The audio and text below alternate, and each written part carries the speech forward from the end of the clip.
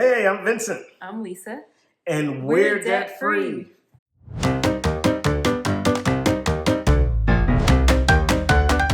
going to talk to you about our debt free journey in terms of why we decided to go debt free, what were our spending habits when we started, what plan did we follow to actually make it happen, how do we create our budget that worked for our lifestyle, and then lastly, what was our plan for dealing with curveballs or things that could have thrown us off track along the way of going debt free. So our why is pretty simple, actually. My wife said, "Hey, I want to be debt free," and I was like, "Okay, cool." Nah, it wasn't that easy, but she really wanted to make sure that our future was financially stable and that we weren't bogged down with monthly payments that were unnecessary, right? And so she really brought to my attention the possibility of becoming debt free because to me, I was like, as long as we can afford the payments, everything's good, right? But to her, it was, well, we could be putting that money towards something else. We can be putting that money towards building our future. And so once I, did my thing of doing my own research and figuring out, how this lifestyle could actually be, then I was all in and ready to jump into figuring out, okay, how are we going to make this happen?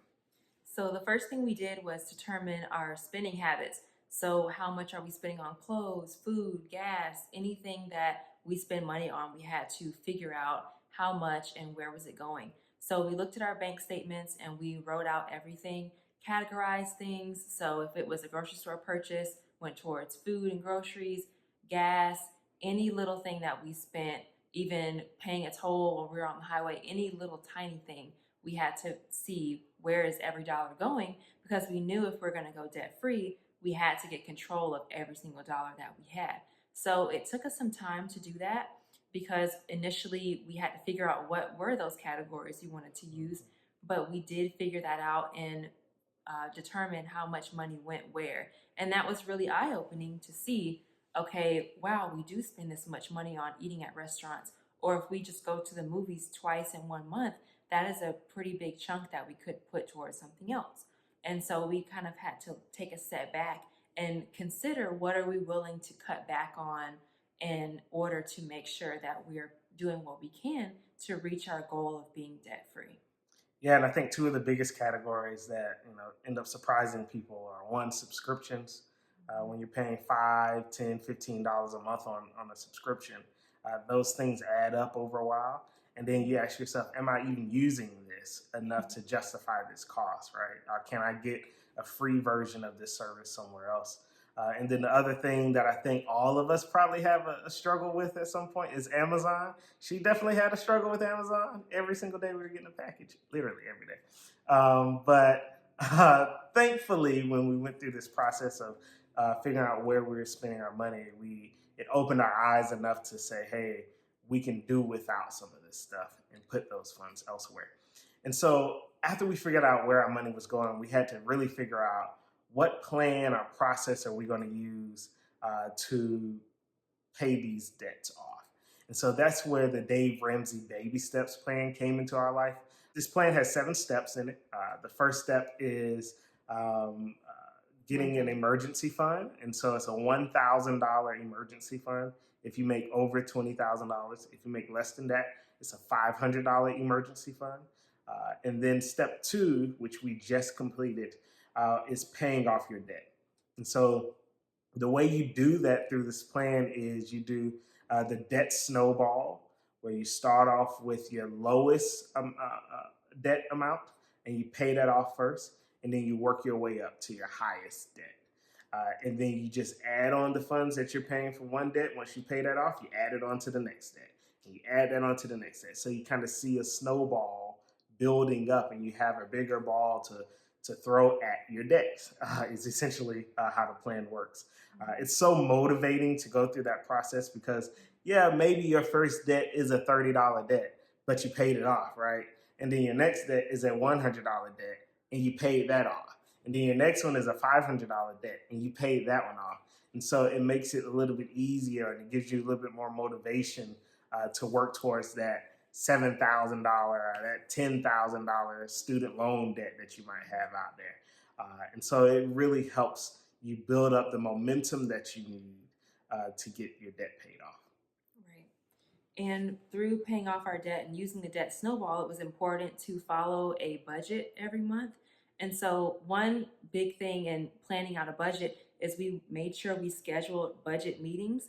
And even though we're clearly a married couple and we live together, it wasn't something that was part of our routine to regularly sit down and plan a monthly budget and really get detailed about it. So, we set aside a specific day every month, and for us, we made it coincide with when we were getting our paychecks or when we would normally pay our larger bills for the month. And so that way it wasn't too much of a routine change, but we added it into our existing routine. And so if you are going to follow a debt free journey, you probably want to build in a time during the month or every 2 weeks, whatever works for you, where you can actually sit and take time to make your budget. And so with that, like we mentioned with the spending habits, we had to use categories to determine how much are we going to put to allocate towards groceries, to allocate towards gas. And so throughout the month, we would use the system and go in and say, okay, I just got $25 in gas. Let me put that in. So I only have $60, $70 worth of gas for the month.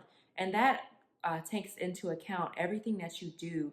So you know, okay, maybe I shouldn't go drive that extra 20 miles to go to this place this month. I only have $65 more to spend in gas. And it seems like a little small detail, but it really does help with you paying off your debt because you're conscious of every time that you're spending money, every time you're spending a dollar.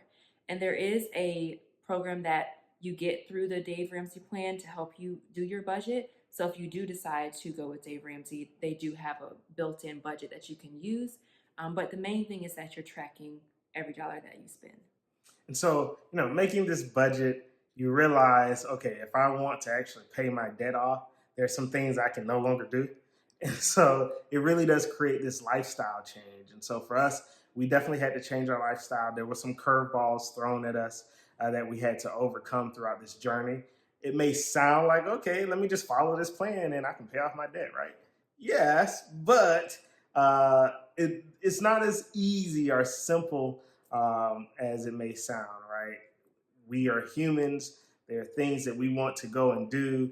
We may want to take a vacation. We might want to buy something for our home. But through this process, you're going to have to tell yourself no, unfortunately.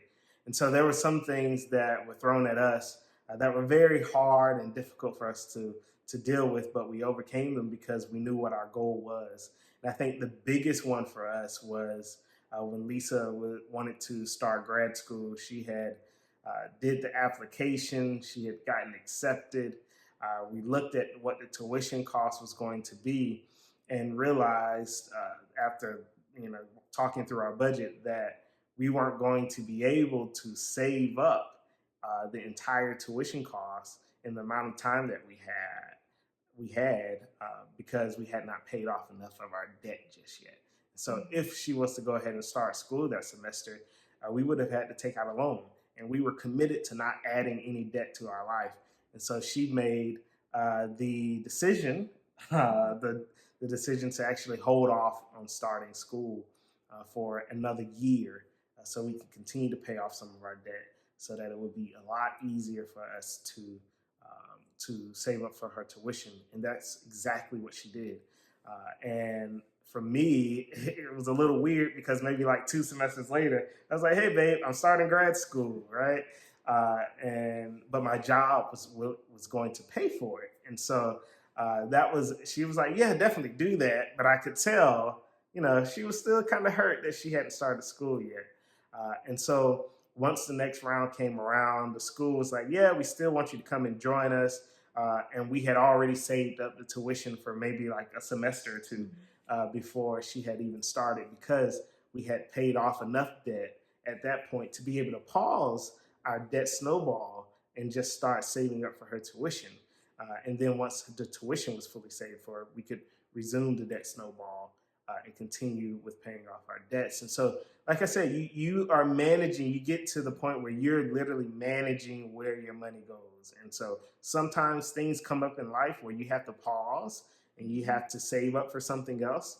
And then but other times you might just be able to go through the whole thing without pausing. And so that's, depends on your lifestyle, what's happening in your world. But as long as you continue to work towards the end goal of paying all your debt, the bumps that you have to overcome only make you stronger.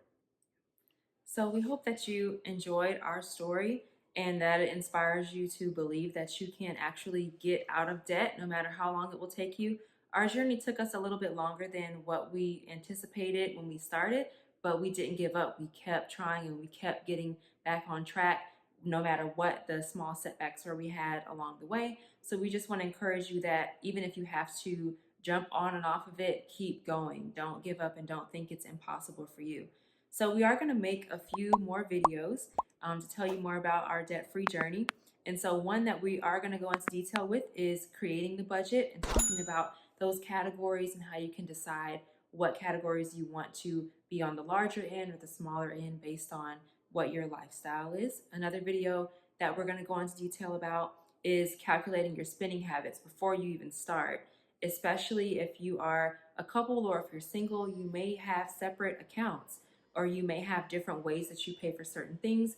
And so that is going to kind of determine how you calculate what you're spending, where it's going. And so we'll kind of walk you through that in a little bit more detail. Yeah, so we're excited. We hope you're excited to join us. If you have any questions or comments or whatever, drop them down in the comment section below. Maybe we can respond to some of them in some upcoming videos. We want to help you all get to where we are. We're still on this journey. The next baby step is baby step 3, which is saving a 3 to 6 month emergency fund. And so that's where we are right now.